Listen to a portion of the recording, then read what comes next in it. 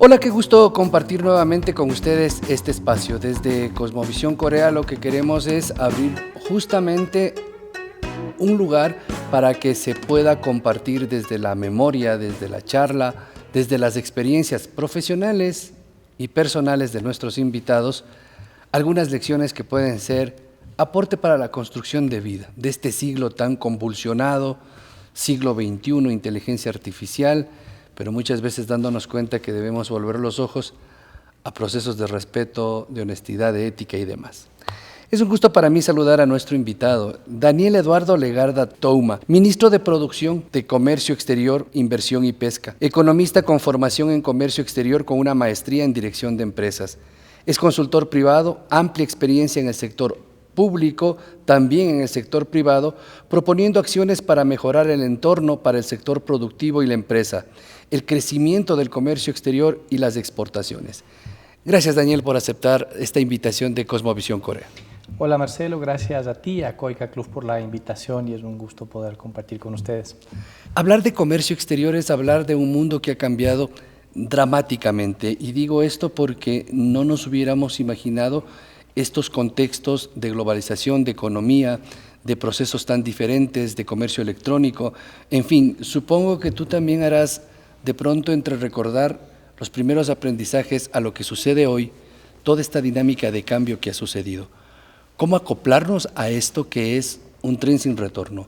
Creo que para entenderlo en una forma amplia vale retrotraerse un poquito a parte de lo que fue mi experiencia, de dónde me vinculé con el comercio exterior y cuándo inició en realidad este tránsito por este mundo tan lindo del comercio exterior.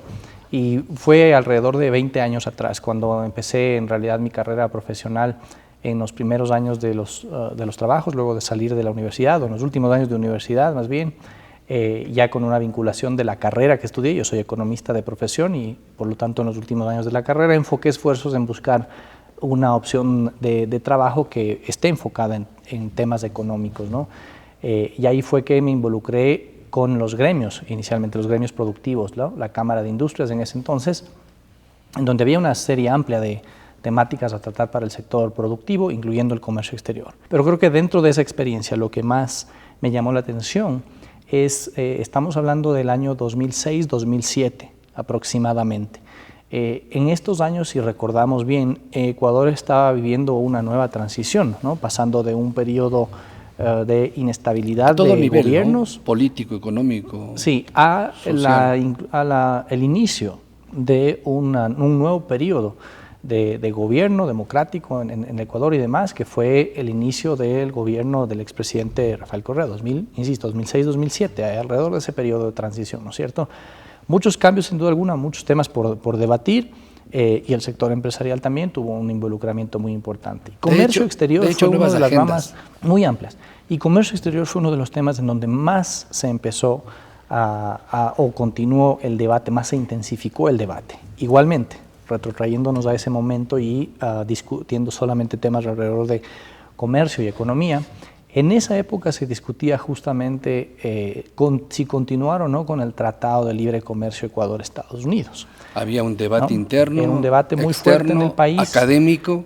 Y claro, fue un involucramiento. Ahora, en ese entonces ese gobierno vino con una consigna que era no firmar el Tratado de Libre Comercio con los Estados Unidos, ¿no? Hoy puedo decirlo con total conocimiento de causa de todo el proceso, porque en ese entonces, 20 años atrás, estaba involucrándome recién.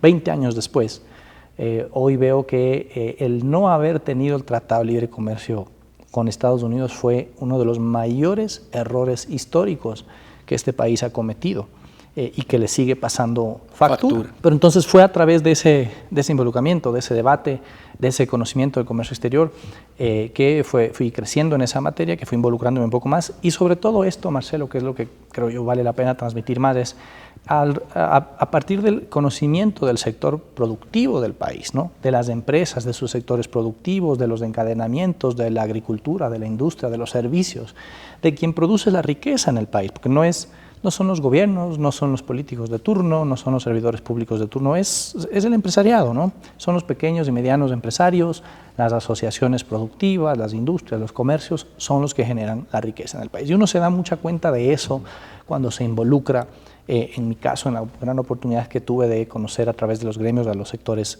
productivos. Entonces, ahí me di cuenta de la gran necesidad que tiene nuestro hermoso país, el Ecuador, de poder tener una vinculación mucho más fuerte con el mundo exterior, con la mayoría de países, o todos los países en donde exista un interés de potenciar nuestra presencia como Ecuador y también la presencia de ese país de acá, de fomentar el intercambio, de fomentar el comercio, las inversiones. Allí me di cuenta de la importancia que revestía esto, y en el contexto regional de lo que sucedía en el mundo, en América Latina, veíamos cómo en ese mismo periodo de tiempo, desde el 2005 al 2010 aproximadamente, veíamos cómo varios países de la región tomaban ventaja frente a Ecuador porque accedieron al Tratado de Libre Comercio con Estados Unidos, Colombia, Perú, Centroamérica, República Dominicana, por ejemplo, Ecuador no. Accedieron al Tratado de Libre Comercio con Canadá, Ecuador no. Empezaron la negociación con la Unión Europea y continuaron, Ecuador no. Entonces había necesariamente un rezago que le empezaba a pasar factura ya al sector productivo, ¿no? Con condiciones adversas de competencia en varios de los mercados. Entonces, en ese involucramiento mucho más activo ya, luego en mi paso por otro gremio importante que fue la Federación de Exportadores, tuvimos una participación bastante activa, bastante comprometida en llevar adelante el Tratado de Libre Comercio, ¿no? Desde el sector privado. Para cerrar un poco esta idea de ese contexto, eso fue lo que me hizo involucrarme un poco más en esas iniciativas y posteriormente trasladarme en cambio al sector público y enfrentar ya de primera mano, en primera línea, junto con un excelente equipo de profesionales, ya la política comercial del país, ¿no? Que permitió lo que se requiere ahora en estas economías: apertura, presencia, tratados. Y de hecho en esta relación Ecuador con Corea, el trabajo tuyo fue fundamental. Bueno, fue una linda experiencia. Luego de la experiencia adquirida en el sector productivo privado, creo que siempre tuve el interés de poder acercarme hacia el servicio público, no necesariamente hacia el hacer política, malentendida puede ser, sino hacia el servicio público, hacia el construir política pública, primero de manera indirecta y luego de manera directa, involucrándome ya en el servicio público. Ingresé en el año 2020, unos días antes de que inicie la pandemia, es parte de varias anécdotas, para poder involucrarme en eso, en primer cargo como viceministro de Comercio Exterior. Posteriormente culminé como ministro de Producción y Comercio Exterior, en donde pudimos tener un avance, casi 4 años prácticamente de servicio público, en donde pudimos tener un avance histórico de la agenda comercial, ¿no? En honor a la verdad, no fue el único gobierno ni el único periodo de tiempo en donde se logró cimentar fuentes o bases importantes para el comercio. Hubo gente atrás que hizo esfuerzos grandes igualmente con una visión de país, con una visión de fortalecer a quien crea la riqueza en el país, que es el sector productivo, ¿no? Incluso en gobiernos que tuvieron una visión contraria, pero hubo gente muy profesional que labró ese camino. Nosotros continuamos ese camino. Se iniciaron negociaciones simultáneas de tratados de libre comercio con varios países. En un momento llegamos a tener 4 negociaciones comerciales simultáneas. Es Corea del Sur, China, México y Costa Rica, además de las gestiones para nuevos acuerdos comerciales, ¿no? Y dentro de esto, el haber tenido la experiencia de negociar con Corea del Sur creo que fue muy enriquecedora también, porque hubo aquí también un factor particular, y es que conocía antes Corea del Sur en la visión como sector privado y el haber participado también como ex becario de COICA. Entonces tenía una realidad o tenía un conocimiento bastante claro sobre la realidad de Corea del Sur y sobre cómo ese mercado podía ayudarnos también a apuntalar una estrategia de crecimiento en Ecuador, ¿no? Con los contrastes que tienen ambos países. Entonces el haber incluido esto en la negociación fue muy valioso. ¿Qué sientes tú que hay que destacar de esto? Hay cosas muy particulares de la relación con Corea y de lo que en su momento en el país se quiso hacer. Primero, yo creo que fue un total acierto el haber tenido un acercamiento mucho más profundo de las relaciones con Asia en particular, sin descuidar, eso sí, sin descuidar las relaciones comerciales de inversión y todo, con todos los socios en donde tenemos interés. Creo que aquí vale hacer un paréntesis, ¿no? Cuando se está en la política pública, se tiene que necesariamente leer y escuchar a todos los actores de la sociedad y los intereses legítimos de los diferentes actores. Y en nuestro país, como es diverso nuestro país, también hay diversidad de intereses, pero el reto está en poder poner de acuerdo a esos intereses, cerrar las brechas o las diferencias que puedan existir de esos diferentes actores, de esos diferentes intereses, para que el país pueda avanzar. Y en el caso particular de Corea del Sur, Corea tiene una condición especial dentro de lo que es Asia, porque hoy por hoy es uno de los mayores cooperantes para Ecuador, es el mayor cooperante desde Asia, todavía lo es un país con un enorme crecimiento, un enorme consumo per cápita, con quien ya otros países de la región habían tenido ya un tratado de libre comercio, Colombia, Perú, Centroamérica, República Dominicana, varios países en la región, y Ecuador nuevamente rezagado en esa materia. Entonces había un sinsabor en ese sentido, porque además se inició un proceso de negociaciones en el año 2016 que no tuvo éxito, que se dejó prácticamente abandonado. Y que en la administración anterior la retomamos luego de 4 años o un poco más que estuvo, o 5 años que estuvo prácticamente congelado, prácticamente en el olvido. Costó retomar esa negociación porque había que recomponer la confianza entre las autoridades, entre los gobiernos, para poder continuar con las negociaciones.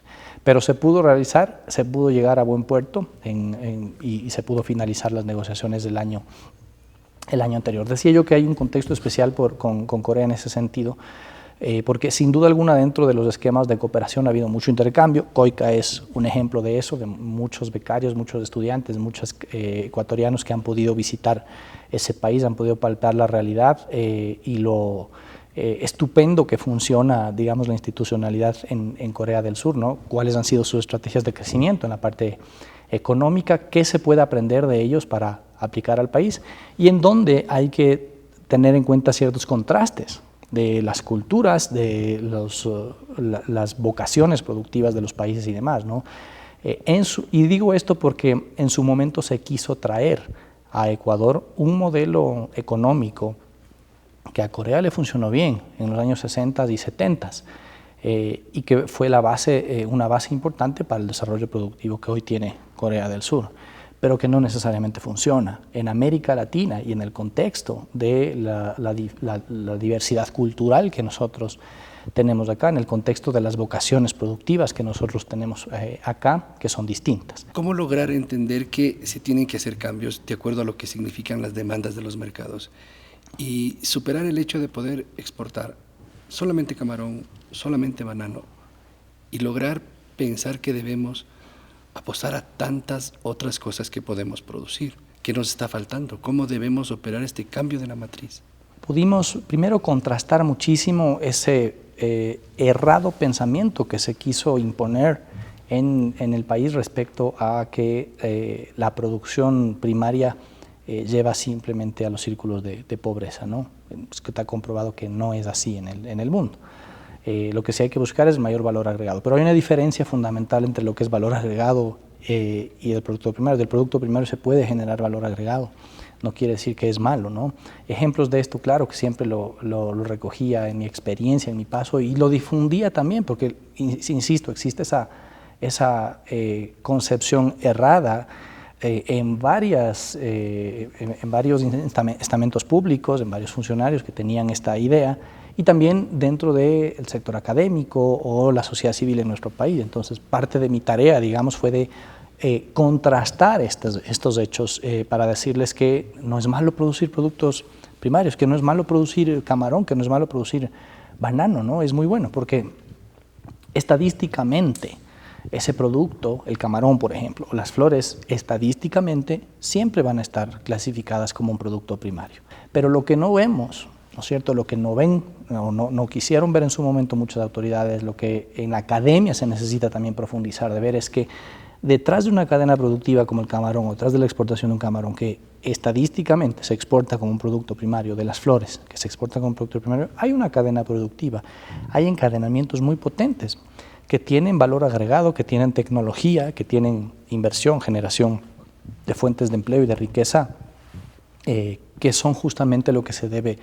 promover. Hay un cambio de visión ahí entonces para decir, no hay que enfocarnos solamente en dejar de producir camarones para poder producir barcos, ¿no? Por poner un cambio, producto primario versus industrializado, sino en una visión de poder promover encadenamientos productivos que jalonen fuertemente la economía. Entonces, por ejemplo, detrás del sector camaronero, por seguir en este ejemplo, hay laboratorios, ¿no? Hay inversión en tecnología a través de la genética que se genera en las larvas para que puedan tener mayor duración, que puedan ser resistentes a enfermedades, que no necesiten de productos químicos y demás para su crecimiento, sino que sean autónomos. En fin, hay todo un desarrollo tecnológico de investigación científica detrás de esa cadena, que claro, no se lo ve en la estadística de la exportación final, pero existe. Lo propio en el sector de flores. Y con eso, perderle el miedo a decir, tenemos que tener acuerdos comerciales. El Ecuador necesita de los acuerdos comerciales para poder vincularse al mundo, para poder tener un desarrollo mucho más sostenible en el tiempo, por una razón sencilla, porque es una economía pequeña y cerrarse a solamente 18 millones de habitantes, no somos ni siquiera 18, somos 17 y pico. Es perder. Es una estrategia fallida, es una estrategia salir perdedora. Perdiendo. Correcto. ¿Cuál podría ser la realidad o qué camino deberíamos tomar? Si lo referenciado aquí es cierto, tenemos a Perú con una dinámica comercial diferente, Colombia lo propio. ¿Qué nos queda como país? Bueno, como mencionaba, creo que se dejó un cambio estructural muy importante en la administración anterior con las negociaciones comerciales que se cerraron con China, Corea del Sur, Costa Rica, las que se dejaron encaminando, que ahora continúan con Canadá y otros países, por ejemplo, por una razón, y doy una cifra para ello, ¿no? Previo a estas negociaciones, el total del comercio exterior del Ecuador que estaba cubierto por preferencias arancelarias, por acuerdos comerciales, era alrededor del 40%, es decir, 4 de cada 10 dólares que comerciamos con el mundo estaba cubierto por acuerdos comerciales, ¿no? Es decir, por seguridad jurídica para nuestras exportaciones y también para las importaciones. 4 de cada 10 dólares, un poquito menos de esa cifra. Luego de las negociaciones llevadas a cabo y de los acuerdos aprobados, algunos ya en vigencia, otros por entrar en vigencia, eso pasó de 40% a 63%. Es decir, que más de 6 de cada 10 dólares que comerciamos con el mundo ahora están cubiertos con acuerdos comerciales, con seguridad jurídica, con proyección de largo plazo, con una estrategia de vincularse al mundo. Es la mayoría de nuestro comercio internacional, ¿no? Falta esa brecha de 40 y pico o de 30 y pico % en donde está claramente Estados Unidos y otros países. Habrá que hacerlo en el futuro y nos llevan todavía ventaja a otros países como Colombia y Perú, ¿no? De tu experiencia como becario, ¿qué entender de esa lógica, de esa sociedad que hizo de la crisis su mejor posibilidad para despegar a miles de oportunidades? En el caso de Corea. Exactamente. Estos aprendizajes y estas lecciones para que nosotros también reaccionemos y estemos un poco en esta autopista de sentido común. Es valiosísima la experiencia que existe de lo que enseñó Corea al mundo, ¿no? De haber tocado fondo prácticamente en guerra y ser uno de los países más pobres del mundo, a estar hoy por hoy en una de las economías más grandes del mundo, la 10ª o 11ª economía más importante del mundo, con generación de tecnología, de riqueza y demás. Pero yo resalto algo, que es, independientemente del modelo que se aplicó, hay contrastes allí que sirvieron para esa región en el mundo, para los tigres asiáticos, como se los llamó, que en el contexto latinoamericano no funcionarían, ¿no? Hay ciertas diferencias culturales, acá los antropólogos podrán también generar un debate entre si eso es cierto o no. En mi criterio, como mi formación como economista, yo creo que sí influye mucho. No son las mismas condiciones las que se pueden generar o se generaron en su momento en los países asiáticos que las que tiene hoy América Latina, ¿no? Son diferentes contextos y por lo tanto requieren diferentes aproximaciones y estrategias, ¿no? Además, en un mundo totalmente hoy globalizado, en donde con un clic tú transfieres dinero de un lado al otro lado del mundo o puedes traer un producto con relativa facilidad, ¿no? De otro lado del mundo. Entonces, el contexto ha cambiado muchísimo en ese sentido. Lo que sí hay muchísimo de aprendizaje, que creo que lo mencioné, es el nivel de institucionalidad que existe en Corea del Sur, ¿no? Una de las cosas que más me agrada es un país al que yo quiero muchísimo por la experiencia tuve allí. Pero una de las cosas que siempre me llama la atención en las veces que he podido estar allí y en el haber tocado un poco más de fibras en la negociación comercial de sus instituciones, es ese nivel de coordinación que existe, primero entre las propias instituciones públicas, segundo entre el sector público y el sector privado, ¿no? Por un momento dejemos de lado los recursos, porque claro, hay mucho dinero de recursos que apoyan, ¿no? Y las agencias del gobierno coreano tienen mucho dinero para apoyar a emprendimientos, a inversiones de riesgo y demás. Ese no es el contexto de América Latina, mucho menos de Ecuador. No hay recursos para apoyar o son muy escasos desde el sector público. Pero es más bien el engranaje que existen y la coordinación que existen entre las instituciones públicas para funcionar como un relojito. Cada quien cumple su parte. No un reloj suizo, como un reloj coreano, ¿no? En donde cada uno tiene un rol bien llamado, bien específico, y no hay estas diferencias radicales de querer venir a recomponerlo todo, de querer venir a refundar el país, de querer venir a refundar la institucionalidad, de querer hacer borrón y cuenta nueva de lo que se hizo, ¿no? Esa visión de largo plazo, ¿no? De tener más largo plazo, de compromiso, de involucramiento, es tal vez el mayor aprendizaje que podamos tener. Allí sí que no importa el contexto, ¿cierto? No importa que sea un país de ingreso alto o no de ingreso medio. El tener visión de largo plazo, el poder tener esos objetivos, el poder trabajar en conjunto, digamos, siempre se va a poder realizar. De ahí se puede sacar el mayor aprendizaje, creo yo, en donde sacaríamos mucho más provecho si es que acá en el país se trabajaría con esa visión de largo plazo. Los acuerdos comerciales, yendo a mi experiencia en el paso por el sector público y privado, son un aporte en ese sentido, porque generan condiciones, generan visión de largo plazo. No es para mañana, no es de hoy a mañana, es de una visión de largo plazo. Son herramientas de seguridad, de fomento, de promoción de largo aliento, ¿no? Y eso es lo que hace falta en el país, política de Estado, no con la visión de un gobierno a otro, no con la visión de un ministro a otro, sino de largo plazo, una política de Estado.